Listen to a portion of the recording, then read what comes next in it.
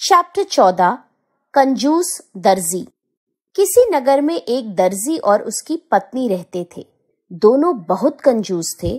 अगर कभी उनके घर में कोई मेहमान आ जाता था तो उन्हें लगता था कि कोई आफत आ गई जो उनका सब कुछ चट कर जाएगी।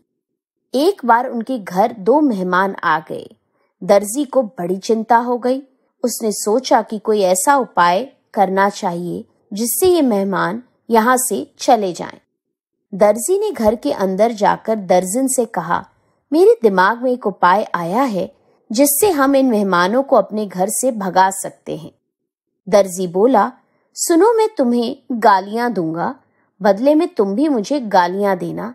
फिर जब मैं तुम्हें मारने के लिए डंडा लेकर दौड़ूंगा तो तुम मटकी लेकर घर से बाहर निकल जाना। मैं तुम्हारे पीछे पीछे दौड़ूंगा। मेहमान समझ जाएंगे कि पति पत्नी के बीच में झगड़ा है और वे घर छोड़कर चले जाएंगे। दर्जन बोली, अच्छी बात है। कुछ देर बाद दर्जी दुकान में बैठा बैठा बिना किसी बात के दर्जन को गालियां देने लगा। उसके जवाब में दर्जन ने भी गालियां दी। दर्जी डंडा उठाकर उसकी ओर दौड़ा। दर्जन ने पानी की खाली मटकी उठाई और घर के बाहर भागी। तब एक मेहमान बोला, लगता है यह दर्जी कंजूस है।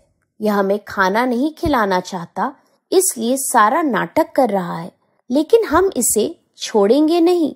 चलो छत पर चलें और वहां जाकर छिप जाएं। मेहमान ऊपर जाकर छिप गए। यह मानकर कि मेहमान अब तक चले गए होंगे, काफी देर बाद दर्जी और दर्जन दोनों घर लौटे। मेहमानों को घर में न देखकर दर्जी बहुत खुश हुआ और बोला, अच्छा हुआ बला टली।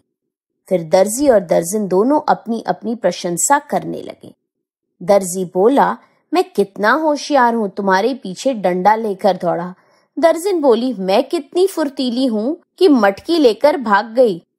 मेहमानों ने उनकी बात सुनी तो ऊपर से ही बोले, और हम कितने चतुर हैं कि ऊपर आराम से छिपे हैं और तुम्हारे लौटने का इंतजार कर रहे हैं।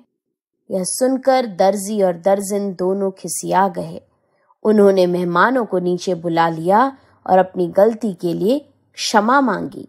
उसके बाद उन्होंने मेहमानों को अच्छी तरह खिला पिला कर विदा किया।